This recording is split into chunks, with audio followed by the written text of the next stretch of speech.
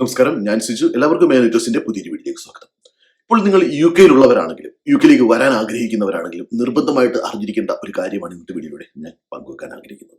നിങ്ങൾക്കറിയാമല്ലോ, UK-യിലെ മലയാളി സമൂഹത്തിന്റെ എണ്ണം കൂടിക്കൊണ്ടുവരികയാണ്. അതോടൊപ്പം തന്നെ UK-യിൽ ഇപ്പോൾ എല്ലാ ദിവസങ്ങളിലും നമുക്ക് ന്യൂസ് പേപ്പറുകളിൽ അറ്റ്ലീസ്റ്റ് ഒരു മരണവാർത്തയെങ്കിലും UK-യിൽ നിന്ന് വരുന്നുണ്ട്. ഇതിൽ ഏറ്റവും വിഷമമുള്ള കാര്യം എന്ന് പറഞ്ഞാൽ ഇവരെല്ലാം തന്നെ വളരെ കുറഞ്ഞ പ്രായത്തിലുള്ളവരാണ്. ഇപ്പോൾ കഴിഞ്ഞ ദിവസം കേംബ്രിഡ്ജിലും ഒരു നേഴ്സ് മരണപ്പെട്ടിരുന്നു. നേഴ്സ് നാട്ടിലേക്ക് പോകാൻ വേണ്ടി ടിക്കറ്റ് എടുത്ത് റെഡിയായിരിക്കുകയായിരുന്നു. ഫാമിലിയെ കൊണ്ടുവരാൻ വേണ്ടി വീട് വാടകയ്ക്ക് എടുത്തു, പുതിയ വീട് വാടകയ്ക്ക് എടുത്തു. അവിടെ ഒറ്റയ്ക്ക് താമസിക്കുകയായിരുന്നു 1-2 ദിവസമായിട്ട്. നാട്ടിലോട്ട് പോയി ഫാമിലിയെ കൊണ്ടുവരാൻ വേണ്ടിയായിരുന്നു പ്ലാൻ ചെയ്തിരുന്നത്. അപ്പോൾ അങ്ങനെ ഒറ്റയ്ക്ക് താമസിച്ചിരുന്നപ്പോൾ പെട്ടെന്ന് എന്തോ അസുഖം മൂലമാണ് മരിച്ചത്. നമുക്കത് അറിയാൻ സാധിച്ചിട്ടില്ല, അതിന്റെ കറക്റ്റ് ആയിട്ടുള്ള വിവരങ്ങളും. ഇന്ന് വീഡിയോ ചെയ്യുന്നതിന് പിന്നിൽ 2 കാരണങ്ങളാണ്. എനിക്ക് ഈ കഴിഞ്ഞ കാലങ്ങളിൽ ഫേസ് ചെയ്യേണ്ടി വന്ന 2 ഇൻസിഡൻസ് ആണ് ഈ വീഡിയോ ചെയ്യുന്നതിനുള്ള പ്രധാനപ്പെട്ട കാരണം. അതിൽ ഒന്നാമത്തത്, ഈ കഴിഞ്ഞ ആഴ്ച എൻ്റെ ബ്രദറും ഫാമിലിയും ഇവിടെയുണ്ട്. ഭൂപ്പയിലാണ് ബ്രദർ വർക്ക് ചെയ്യുന്നത്. ബ്രദറിന്റെ വൈഫ് ഇപ്പൊ കല്യാണം കഴിഞ്ഞതാണ്. കഴിഞ്ഞ ഒക്ടോബറിലാണ് വൈഫ് UK-യിലേക്ക് എത്തിയത്. അപ്പോൾ കഴിഞ്ഞ ഒരു ദിവസം വൈകിട്ട് 4 മണിയായപ്പോഴത്തേക്ക് എൻ്റെ മോൾ ഒരു ഫോണുമായിട്ട് ഓടി വരുന്നു. പപ്പ കാണ്ട് ചേച്ചി വിളിക്കുന്നതെന്ന് പറഞ്ഞു. ഞാൻ ഫോൺ എടുത്തപ്പോൾ കരയുകയാണ്. ചേട്ടാ, ഞാനിപ്പം മരിച്ചു പോകും, എനിക്ക് ശ്വാസം വിടാൻ പറ്റുന്നില്ല, എനിക്ക് ബ്രീത്ത് ചെയ്യാൻ ഒക്കുന്നില്ല, ഞാനിപ്പം മരിച്ചു പോകും എന്ന് പറഞ്ഞ് വിളിക്കുകയാണ്. ഞാൻ അന്നേരം ചോദിച്ചു, മോൾ 999 വിളി, എന്നെ വിളിച്ചിട്ട് കാര്യമില്ല, 999 വിളിക്ക്, പെട്ടെന്ന് 999 വിളിക്ക്. കാരണം ഈ കുട്ടി താമസിക്കുന്നത് ഞങ്ങളുടെ അടുത്തല്ല, കുറച്ചൊരു 2 മൈൽ ദൂരെയാണ് താമസിക്കുന്നത്. എനിക്ക് 999 വിളിച്ചാൽ എനിക്ക് ഡീറ്റെയിൽസ് എല്ലാം പറഞ്ഞു കൊടുക്കാൻ അറിയില്ല. അന്നേരം അത് എൻ്റെ ഒരു പോരായ്മയാണ്. കാരണം നമ്മുടെ റിലേറ്റീവ്സിന്റെ ഒക്കെ ഡീറ്റെയിൽസ് പഠിച്ചു വെച്ചിരിക്കുന്നത് നല്ലതായിരിക്കും. ഞാൻ പറഞ്ഞു, മോൾ ഒന്ന് 999 വിളിക്കും, മോളുടെ ഡീറ്റെയിൽസ് പറഞ്ഞു കൊടുക്കും, മോളുടെ ഡേറ്റ് ഓഫ് ബർത്തും കാര്യങ്ങളും എല്ലാം പറഞ്ഞു കൊടുക്കണം, ലൊക്കേഷനും എല്ലാം പറഞ്ഞു കൊടുത്താൽ അവർ പെട്ടെന്ന് വരുമെന്ന് പറഞ്ഞു. അങ്ങനെ ആ കുട്ടി 999 വിളിച്ചു. ഞങ്ങൾ ഇവിടുന്ന് ഞാനും മക്കളും ഇവിടെ ചെന്നു. സജി ഇവിടെ ഇല്ലായിരുന്നു, സജി ഡ്യൂട്ടിയിലായിരുന്നു. അന്നേരം ഈ കുട്ടി ആദ്യം സജിയാണ് വിളിച്ചത്. സജി നേഴ്സ് ആയതുകൊണ്ട് സജിയാണ് ആദ്യം വിളിച്ചത്, എന്ത് ചെയ്യണമെന്ന് അറിയാൻ വേണ്ടി. അത് കഴിഞ്ഞ് സജിയെ കിട്ടാഞ്ഞപ്പോൾ ഹസ്ബൻഡിനെ വിളിച്ചു. ഹസ്ബൻഡിനും ജോലിക്കായിരുന്നു. ഹസ്ബൻഡിനെയും കിട്ടാതിരുന്നപ്പോഴാണ് മോളെ വിളിച്ചത്. എന്നെ വിളിച്ച് എന്നെയും കിട്ടിയില്ല. അങ്ങനെയാണ് മോളെ വിളിക്കുന്നത്. മോളെ വിളിച്ചാണ് ഞാൻ കാര്യം അറിയുന്നത്. അങ്ങനെ ഞങ്ങൾ ഇവിടുന്ന് പെട്ടെന്ന് ഓടി. അവിടെ ചെന്നപ്പോഴത്തേക്ക് അവിടെ ആംബുലൻസ് എത്തി. പിന്നെ ഹണ്ടിങ്ടണിൽ ഞാൻ പറയാറില്ല, ഞങ്ങൾക്ക് 10 മിനിറ്റിനുള്ളിൽ ആംബുലൻസ് മിക്കപ്പോഴും വിളിച്ചാൽ വരാറുണ്ട്. എല്ലാ സ്ഥലങ്ങളിലും ഇതല്ല സ്ഥിതി. ചില സ്ഥലങ്ങളിൽ ഒരുപാട് വെയിറ്റിംഗ് ഉണ്ട്. പക്ഷേ എമർജൻസി കേസാണെന്ന് കണ്ടു കഴിഞ്ഞാൽ അവർ പെട്ടെന്ന് വരാറുണ്ട്. ഞങ്ങൾ ചെന്നപ്പോൾ അവിടെ എത്തി. അന്നേരം അവിടെ എത്തിയപ്പോൾ ഒരു പ്രത്യേകത എന്ന് പറഞ്ഞാൽ, ഒരു ഫ്ലാറ്റിലാണ് താമസിക്കുന്നത്, 3-ാം നിലയിൽ. നമ്മൾ അകത്തോട്ട് കയറണമെങ്കിൽ ഒരു കോഡ് വേണം. അന്നേരം ഈ കുട്ടിയെ വിളിച്ചിട്ട് കിട്ടുന്നതുമില്ല. എന്തായാലും പെട്ടെന്ന് മോൾക്ക് അറിയാമായിരുന്നു കോഡ്. മോൾ ആ കോഡ് പ്രസ് ചെയ്ത് അകത്ത് കയറി. അകത്ത് ചെന്നപ്പോൾ ഞങ്ങൾ കാണുന്നത് ഈ കുട്ടി താഴെ കിടക്കുകയാണ്. അതിന് ശ്വാസം വിടാൻ പറ്റാതെ ഇങ്ങനെ കിടക്കുകയാണ്. ആ ലാസ്റ്റ് ഫോൺ വിളിച്ചു കഴിഞ്ഞ് ബോധമില്ലാതെ കിടക്കുകയാണ്. അവർ ഫസ്റ്റ് റെസ്പോണ്ടർ ആദ്യം തന്നെ എത്തിയിരുന്നു. 2 പേര് പെട്ടെന്ന് എത്തിയിരുന്നു. അവർ പെട്ടെന്ന് തന്നെ എൻ്റെ അടുത്ത് ഡീറ്റെയിൽസ് ചോദിച്ചപ്പോൾ ഞാൻ പറഞ്ഞു, എനിക്കറിയില്ല. എൻ്റെ അടുത്ത് ചോദിച്ചു, അവർ ഏതൊക്കെ മെഡിസിൻസ് ആണ് കഴിക്കുന്നത്, നേരത്തെ എന്തെങ്കിലും അസുഖങ്ങളൊക്കെ ഉണ്ടോ എന്ന് ചോദിച്ചപ്പോൾ ഞാൻ പറഞ്ഞു, എനിക്കിതൊന്നും അറിയില്ല, എനിക്കിതൊന്നും പേഴ്സണലായിട്ടുള്ള കൂടുതൽ കാര്യങ്ങൾ അറിയില്ല എന്ന് പറഞ്ഞു. ഞാൻ ഹസ്ബൻഡിനെ വിളിച്ച് നോക്കിയിട്ട് കിട്ടുന്നില്ലായിരുന്നു. പിന്നെ അവർ തന്നെ എന്തൊക്കെയോ ചെയ്തു. ഉടനെ തന്നെ അവർ ഫസ്റ്റ് റെസ്പോണ്ടേഴ്സ് ആയിരുന്നു. അവർ കാറിലായിരുന്നു വന്നത്. അവർ ഉടനെ തന്നെ ആംബുലൻസിനെ വിളിച്ച് അവർ ഹോസ്പിറ്റലിലേക്ക് കൊണ്ടുപോയി. എന്തായാലും ദൈവം അനുഗ്രഹിച്ച് മറ്റു പ്രശ്നങ്ങളൊന്നും ഉണ്ടായില്ല.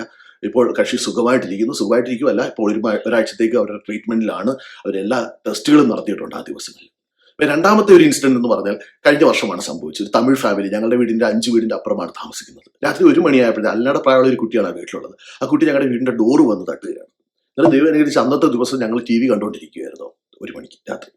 അപ്പോൾ തന്നെ ഞങ്ങൾ ഓടി അവിടെ ചെന്നപ്പോഴത്തേക്ക് കക്ഷിക്ക് ബോധമില്ലാതെ കിടക്കുകയാണ്. കക്ഷി ശ്വാസം വിടുന്നില്ല, ഒന്നുമില്ല. കണ്ടാൽ മരിച്ചതുപോലെയാണ് കിടക്കുന്നത്. അന്ന് ഭാഗ്യവശാൽ സജി വീട്ടിലുണ്ടായിരുന്നു. സജി ഓടിച്ചെന്ന് ഫസ്റ്റ് എയ്ഡ് കൊടുത്ത് സജി CPR ചെയ്തു. കക്ഷിക്ക് ബോധം വന്നു. ഉടനെ തന്നെ സജി 999 വിളിക്കാൻ പറഞ്ഞു. എൻ്റെ അടുത്ത് ഞാൻ 999 വിളിച്ചു, ഡീറ്റെയിൽസ് എല്ലാം കൊടുത്തു. അവിടെ മോള് പറഞ്ഞു തന്നു ഡീറ്റെയിൽസ് എല്ലാം കൊടുത്ത് അവർ പെട്ടെന്ന് തന്നെ വന്നു. അന്നേരം പറഞ്ഞു, ഞങ്ങൾ വന്നതുകൊണ്ട് കക്ഷി രക്ഷപ്പെട്ടു.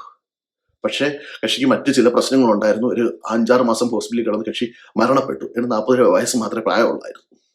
അപ്പൊ അന്നും സംഭവിച്ചത്, ഈ 2 കേസിലും സംഭവിച്ചതെന്ന് പറഞ്ഞാൽ അവർക്ക് അറിയില്ല എന്താണ് ചെയ്യേണ്ടത്. അത്തരം UK-യിൽ നിങ്ങൾക്ക് ലൈഫ് ത്രെട്ടനിങ് ആയിട്ടുള്ള ഒരു ഈവന്റ് ഉണ്ടായി കഴിഞ്ഞാൽ നിങ്ങൾ ചെയ്യേണ്ടത് 999 വിളിക്കുക എന്നുള്ളതാണ്. നമ്മൾ 999 വിളിക്കുക. നമുക്ക് ലൈഫ് ത്രെട്ടനിങ് ആയിട്ടുള്ള ഈവന്റ് ഉണ്ടാകുമ്പോൾ, നമ്മൾ ഒറ്റയ്ക്കാകുമ്പോൾ എപ്പോഴും നമ്മുടെ ബന്ധുക്കളെയോ സുഹൃത്തുക്കളെയോ ആരെയും വിളിക്കാൻ നിൽക്കരുത്. സ്ട്രെയിറ്റ് നമ്മൾ വിളിക്കേണ്ടത് 999 ആണ്. 999 വിളിക്കുക. അതിന് 3 ഓപ്ഷൻസ് തരും: fire service, police, ambulance. Straight ambulance select ചെയ്യുക. ആംബുലൻസ് സെലക്ട് ചെയ്യുമ്പോൾ അവർ നമ്മളടുത്ത് ഡീറ്റെയിൽസ് ചോദിക്കും.